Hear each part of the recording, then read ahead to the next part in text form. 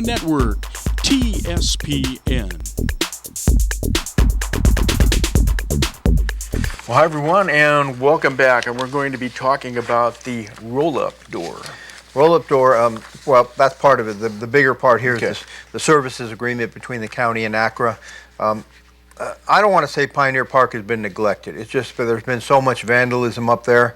Now, I have worked with, and I know Lynn Morgan's been working on this as the district supervisor, but I've been working on it too. I was requested to go up and meet with a couple gentlemen from Amador Upcountry Rotary, and they want to see the park thrive again. Problem is there's a couple individuals, and what I see is it's just a couple individuals that are doing some pretty massive damage to that park, and we need to find them, and they need to be held accountable. That's what it comes down to. So part of this is they want to put up some cameras to monitor it. Individuals have been ID'd before when they've done this. These people just need to get a life and quit doing damage to a great facility. What they've done here also, part of this is signing the agreement. Part of it is that the snack shack door has the repair to the snack shack doors have to be done. The roll-up door is $1,364. That's not cheap. No. But all of the other doors had damage on them. The entry doors into buildings were kicked, and just to the point where they were not operational. So this will come out of, it's proposed to come out of general fund contingencies. I can see we'll probably do that. The bigger part is ACRA wants to take over the total management of the Pioneer Park and of the Fiddletown Park. The amount that they would get for that, they're proposing that it go to $23,000 a year. That's a slight increase, very slight. And then in addition, they would get $10,000 for the water and sewer charges.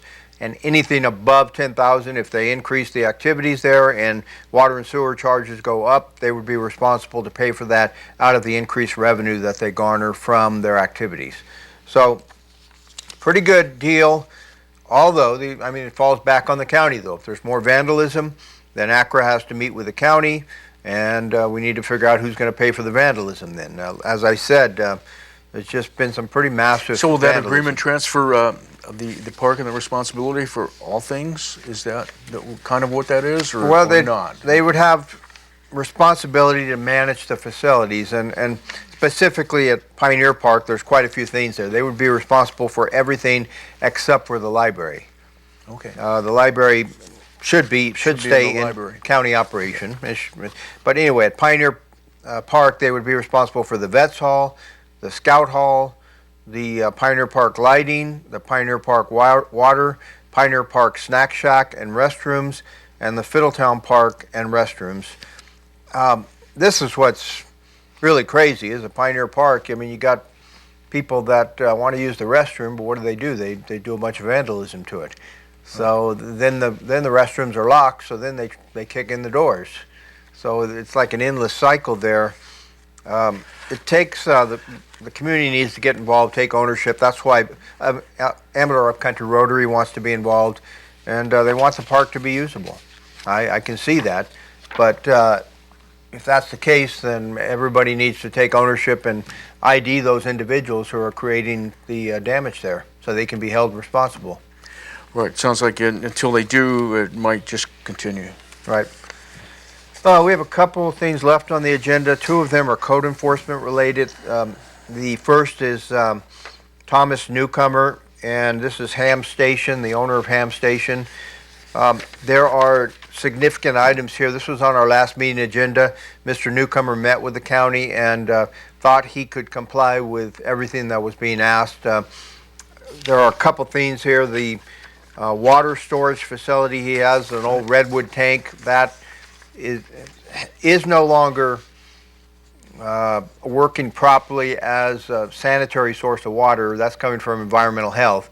Environmental health also cited the shape of the kitchen, the cleanliness of it, that there appear to be rodents there. It needs a good cleaning job. He felt he could do that. And there are a couple other things that Mr. Newcomer needs to address. We'll see. The total cost that came out of this was about $23,000 if you have to do it as it was suggested here. might be able to get that amount lowered if Mr. Newcomer can do some of this work himself, or find the tank was a big issue. Possibly he can find a rubberized tank that is cheaper than some of the ones that they're looking at. But right now they're looking at a 5,000 gallon poly water storage tank, be about $4,000 to $5,000. The total cost, though, with the mini excavator that's going to be required and the water line improvements, going to be about $23,500.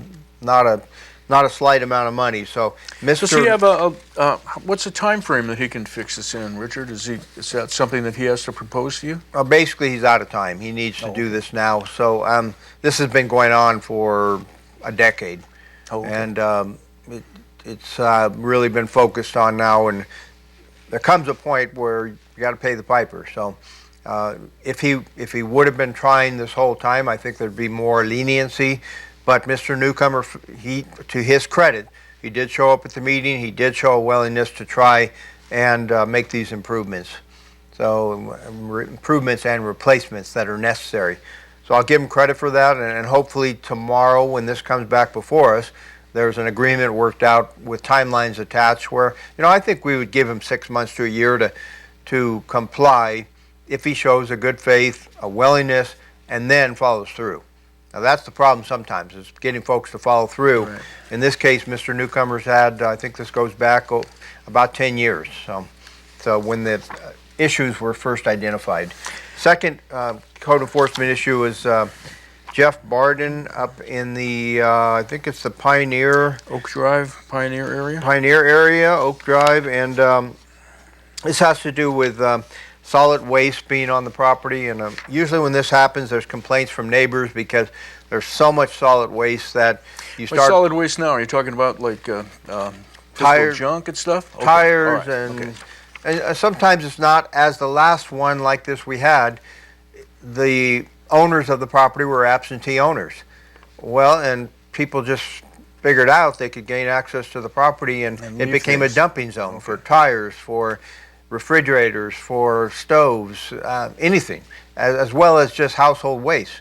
So what people have to do is make it so that your property is not accessible for this. Now, I have to really look at this and see, is this the issue that's one of those, or is it the property owner that's actually been doing that? So in this case, I don't think, usually there's not much discretion here. I mean, these letters go back. This is the list of documenting everything that's going on and all the letters that have been sent. In this case, you go all the way back to November of 2006.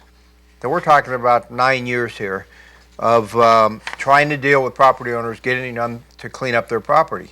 At some point, as I said, you have to pay the piper, and if you're not timely, if you don't try to show a good faith effort, then I think the county's been more than willing to work with the individual here 9 years.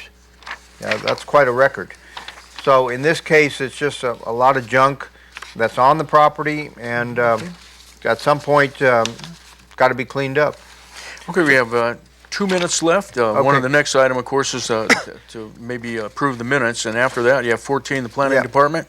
It won't take too long. I want to go back to this one with Mr. Barden, but yes, I'm sorry. it's all solid. Here's the requirements. All solid waste must be removed from the property and taken to a legal disposal site, and then he'll schedule an inspection with the county to come in and make sure it's cleaned up.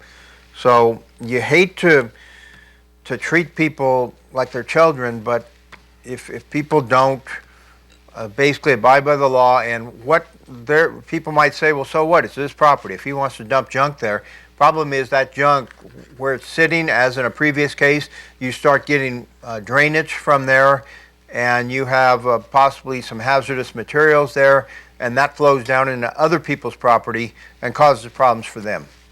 So that's the reason why we follow through on this. The last one is won't take too long. It's just a request. Actually, it's interesting. People want to change the zoning, and it's already been approved by the Planning Commission. Moved to us. This is up in the Shenandoah Valley area off Ostrom Road, but they want to change the zoning from R1A to A district for 21.5 acres, which would mean that they would be able to have a tasting room for a winery there. They would be able to have special events and other activities that are not allowed on the R1A as it's presently zoned. Okay. And so they're just coming to you, it's already been approved by the planning department? It's been recommended for approval by the planning department, so this will come to our board, and we have to accept the findings, and it looks to me like there's nothing wrong with the acceptance of this. Okay, well, thanks for coming by. If any of you are interested in any of these items, be sure to make it down there to the Board of Supervisors tomorrow. And Richard, thanks for coming by and keeping us informed of what's going on in county government. I'm Tom Slavic. Thanks for watching TSPN, and we'll see you again next time. You're watching Amador County's local television network, TSPN.